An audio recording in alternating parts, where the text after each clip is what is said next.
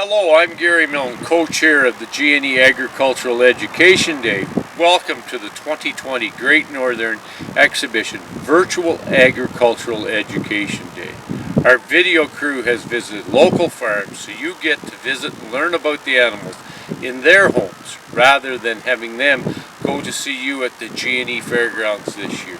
Grade 3 and Grade 7 teachers, please mark your calendars for the in-person 2021 Agricultural Education Day at the G&E Fairgrounds, the third Friday after Labor Day. I look forward to seeing you at next year's G&E.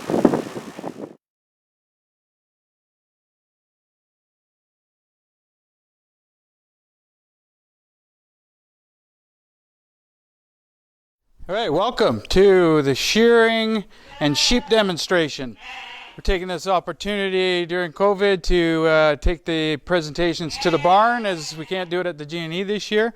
I've got Donnie Metherall here from Dunedin. He five generational family sheep farming, and he is the master when it comes to shearing. He's been doing this his whole life. He has competed for Canada on the world stage and is probably the best person to be demonstrating the act of shearing. So what I'm going to do is Donnie's going to get started, and you can watch as he does it. He makes it look quite easy, and it is not that easy because I've done it myself. And the key to it is positioning. It's all about what position he has the sheep in, and also what he's doing with his two hands. So the one obviously is pushing the shear, the other one is pushing on the skin to make it nice and tight so that he doesn't injure the animal. Away he goes.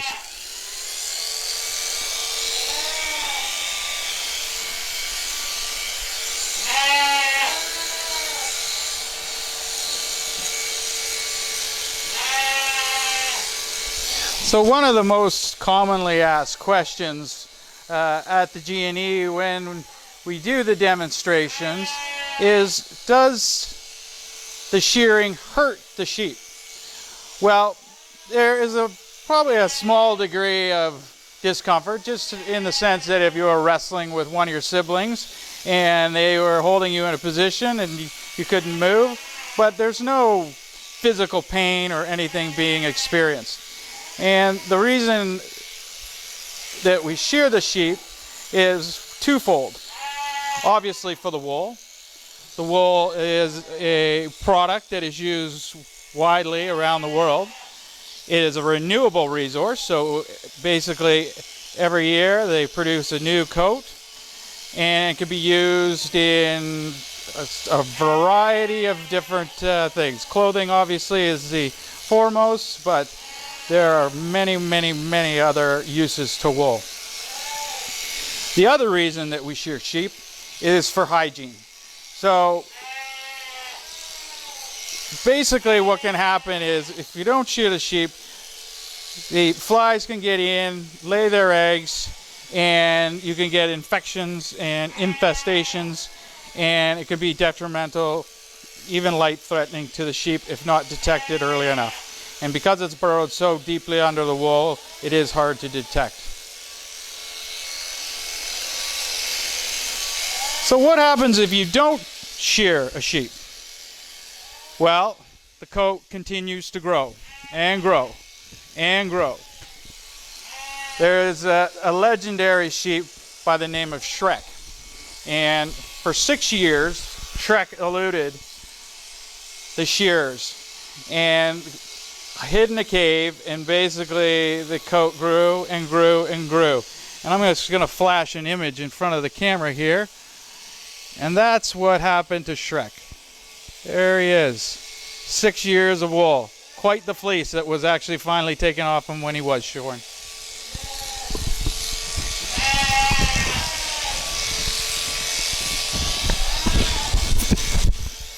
Sheep have been domesticated by man for humans for over 10,000 years. Started in Central Asia. It is the oldest organized industry in the world. The female sheep are called ewes, the males are called rams, and the young sheep, they're called lambs. And what Donnie is shearing right here is a ewe lamb. It would be approximately 4 months old at this point.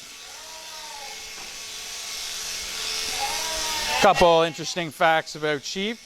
There's 900 different breeds around the world. Sheep do not have teeth on their upper jaw, only on the lower. And there we go. This is the upper teeth. I think there's 8 in total. Yeah. Well, yeah, I think that's the total number.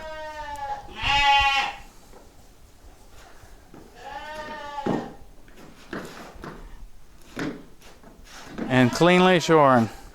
And in the summertime, it is a definite, real sigh of relief. You know, they can be out in hot sun and not cook under a heavy wool coat.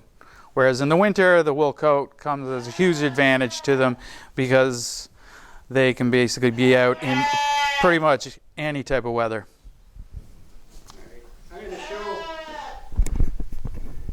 I'm going to show you how my left hand does a lot of the work, pulling the skin tight. My right hand just guides the shears. So if this leg's like this and I want to go out there, I can push that leg out straight. And I'm just pushing on this little joint.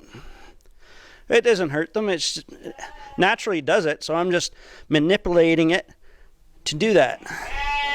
Same with this back leg. If it's up like this, I push down in here and that straightens that leg out. So when I'm doing it, I grab my fingers, grab some skin, and as I grab some skin, it tightens the skin right up. If you don't tighten the skin up, the little wrinkles will get between the clipper blades and cut. So the left hand is very important over the right hand. It does all the work.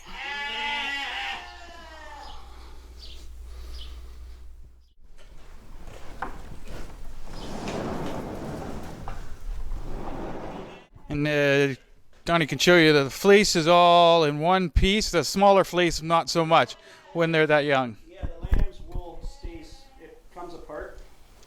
Whereas you can throw the wool out onto a table in one piece, just like a sheet onto a bed. And then what the farmer does is skirt around the edges and take all the dirty pieces off. The two sides go in and then they roll it up just like a sleeping bag. And then they put it in a big fadge or big burlap bag and then they send it to Carleton Place in Ottawa. And then it's taken out of the bags and graded into different allotments. And then those allotments are packed in one big square bag, about 800 pounds, and then they're put into containers and it all goes to China.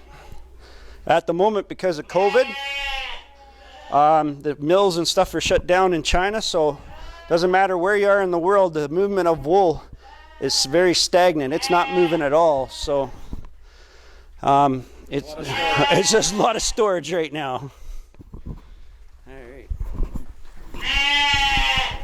And we'll wrap up with a few other little facts. Sheep are called ruminants, which means they have 4 stomach chambers. So basically, as the food passes, it's fermented in each of the different stomachs before it's actually finally fully processed and passes out. As a meat source, it's the red meat that has the lowest cholesterol level. So health-wise, that's beneficial. Fun fact, it takes 11 sheep small intestine put together to make one tennis racket. And other than that, I think that's about all we've got for you today, and I hope you enjoy the rest of your virtual tour. Take care. Thank you.